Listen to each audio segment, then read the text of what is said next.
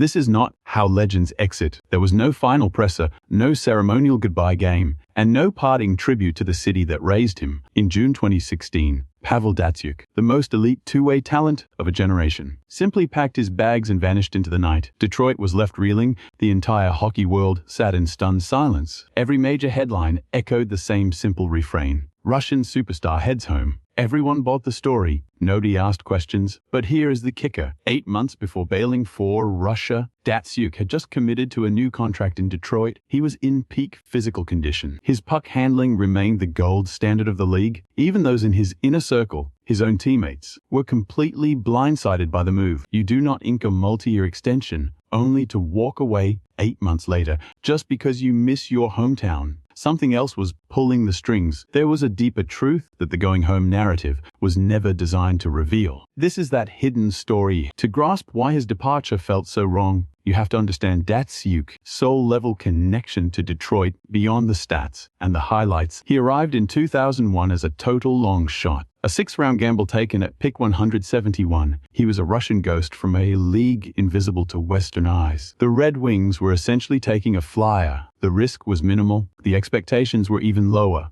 What followed was arguably the most dominant 14-season stretch in hockey history. He hauled in 3 Selkes, 4 Lady Byngs, and 2 championship rings. Raw data could never define him. He played in a realm that defied conventional metrics. He did not just beat defenders. He effectively ended their careers. He turned elite professionals into stumbling rookies. Niklas Lidstrom, a man of few words, once called Datsyuk the greatest teammate he ever shared a locker room with. Consider the legends Lidstrom played beside. But the trophies and statistics are not the real focus here. The core of the story is the bond between the man and the city. He literally taught himself English by watching cartoons in his apartment. He stayed loyal to Detroit for 14 years while every big market team was waving blank checks at him. He was more than just a player. He was stitched into the very soul of the organization, a status only a handful of icons in league history ever reach. His teammates did not see a colleague. They saw family. Henrik Zetterberg built his entire legendary career around playing in Datsyuk's shadow. When asked about him years later, Zetterberg's response never changed. It was never about the scoring titles or the highlight reels. It was about the daily awe of witnessing a talent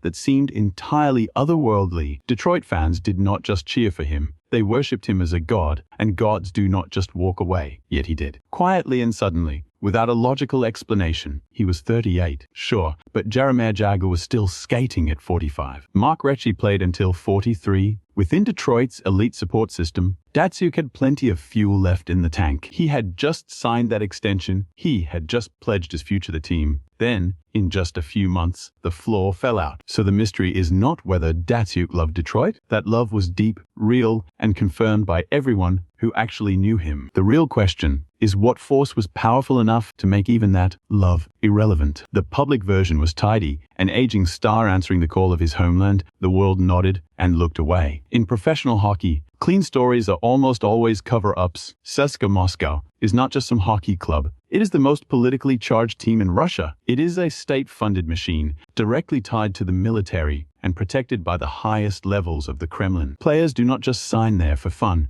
It is not a retirement destination. It is a political declaration. By May 2016, a full month before he even broke the news to Detroit, Moscow was already tooting his arrival behind closed doors. That deal was inked long before the public heard a word. This was not a sudden bout of homesickness. It was a mission accomplished. Back in 2016, Russian hockey was facing a massive branding crisis. All of their top-tier superstars were dominating the ice in North America rather than at home. Even with billions in government funding, the coal could not touch the Knoll's prestige. Putin himself was a fixture at the rinks. This was about national pride. At the highest levels of government, a coordinated campaign was launched to pull the marquee stars back to Russian soil. They did not use force. They used a brand of subtle, crushing pressure that was impossible to publicly refuse. Ilya Kovalchuk fled in 2013 under shady circumstances. Alexander Radulov followed shortly after. Even Evgeny Malkin felt the heat. Though he managed to resist, Datsyuk was the next major prize on the hit list. As the most revered Russian in the Knoll, bringing him back to Moscow was a massive propaganda victory. There is a detail that often gets buried. In 2014, Datsyuk's mother passed away. years after he had already lost his father. Those close to him saw more than just sadness. They saw a man undergoing a complete spiritual reorientation. He had lived his entire adult life in Detroit, but the pull of his heritage began to outweigh his professional career. He needed his roots and his history. The people who knew him long before he became the legendary Pavel Datsyuk, that legendary Red Wing in Yekaterinburg. Sorrow has a way of warping how we measure distance. It turns 5,000 miles into a life sentence. Yet the media never linked that to his 2016 exit. They just printed the star goes home narrative and moved on. But Detroit's glory was already dead. This is the bitter pill Wings fans hate. 2016 was the year that 25-year playoff run died. The greatest streak in North American sports finally snapped. The championship core had evaporated. There was no real plan for a rebuild and no shot at a cup for at least 3 to 4 years. Datsyuk didn't play for participation trophies. He played for rings. Staying meant rotting in a rebuild. For a two-time champion who hated mediocrity, that wasn't a future he was willing to entertain.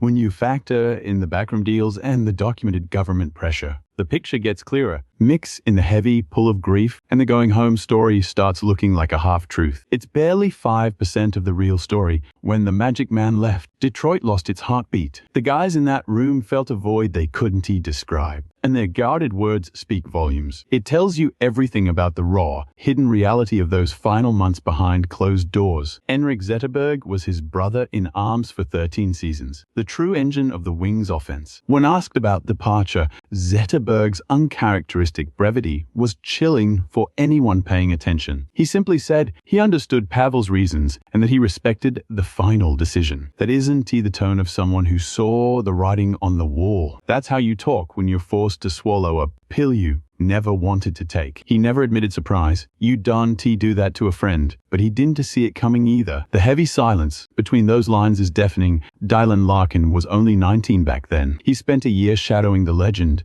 absorbing every deceptive move and high IQ play. He called it his most vital year, not because of speeches, but because of what he witnessed daily. When the news broke, Larkin's reaction was raw and unfiltered, unlike your typical veteran response. He confessed that losing number 13 felt like losing the ultimate gold standard. That daily proof of what elite hockey looks like. A teenager doesn't say that unless he means it. Mike Babcock had already jumped ship to Toronto by the time Datsyuk called it quits. But Babcock offered a perspective that cut straight through the media noise. He called Datsyuk the most self-driven player he ever managed, a guy who just needed space to operate. Then he said this: a player of that caliber only leaves when his mind is already gone. There was zero doubt left in his eyes. Babcock had seen that look for decades. He knew exactly what a player looks like when they have mentally checked out. By the time the Wings found out, Pavel had been gone for a long time in his mind. What's strange is the reaction from the organization. Nobody was angry or even questioned it. Not one teammate or executive called the move unfair or even a shock to the system. Usually, when a superstar walks under sudden circumstances, someone in the league talks. There's always some friction that leaks to the press. Here, there was only silence. Either everyone was in on the secret, or the front office hid the real timeline from everyone. Either way, the muted reaction from inside Joe Louis Arena told its own story. It was a quiet exit accepted far too easily, using Russia as the reason was the perfect out. It's a clean narrative that stops people from digging deeper into the messy details. The press needed a simple hook, and sports media thrives on fast, tidy answers. Reporters had hours to meet their deadlines, and Star returns home is a perfect headline. It makes sense to the casual fan, wraps the story in a neat bow. Nobody was lying, but they weren't exactly asking the uncomfortable questions either. The political weight, the grief, the dying franchise. None of that fits in a Tuesday night soundbite. Russia became the ultimate scapegoat. Once a perfect narrative like that takes root, it hardens into gospel. Other outlets echo the claim. Fans buy in. It transforms into truth through sheer volume rather than actual digging. There was a pattern no one mentioned. The Russia excuse worked so well because it had teeth. Look at Kovalchuk in 2013. Russia. Radulov kept ditching the big leagues for home.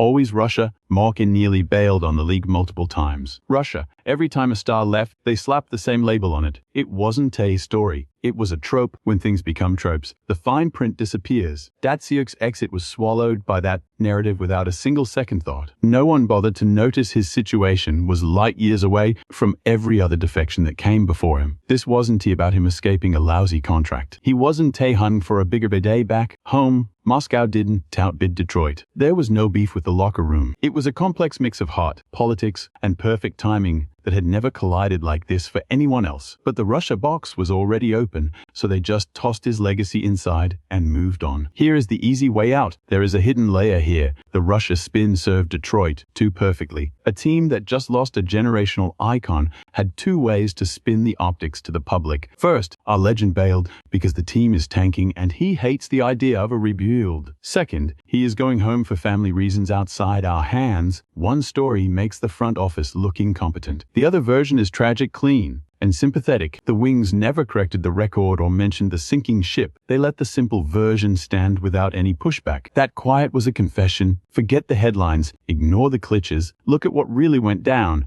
Toss out what worked for the press and the front office. Here is the raw truth. A man grieving his parents, gripped by a homesickness he could not shake while watching his beloved team rot from the inside, squeezed by a Kremlin that views hockey legends as state property to be used at will. He signed with Moscow before Detroit even knew. One of these factors alone does not trigger a flight across the world, but all five hitting at once in an 18-month span, that is a different story entirely. That was the catalyst. Russia was not the why. It was just the door he used to exit. The real takeaway about Pavel Datsyuk, he always dictated the terms of his own life. A sixth-round long shot from a town no one knew. Zero hype, no spotlight. Just a man who proved his worth for 14 years, and he left with that exact same energy. No scenes, no demands, no ego-stroking retirement tour. He decided it was time and simply vanished without needing anyone's blessing. The public labeled it a return to Russia, a sentimental homecoming, a tragic final. But it was not any of those things. It was a man refusing to let the world define his identity or his debts, not as a total unknown, not as the face of an original Six dynasty, and certainly not when he decided to walk away. Most stars cling to the game for an identity. They linger, they hunt for one last deal or night of glory. Datsyuk did not need the validation. He was whole with or without the professional hockey spotlight. Detroit's love did not define him. This was not a man running away from his past. This was a man who knew his path. He did not quit the league. Our version of him was just a rental. If your perspective on the Magic Man just shifted, smash that like button. It really pushes this content to fans who value these deep dives as much as you do. Sub now if you have not, because the stories we are telling are only going further down the rabbit hole.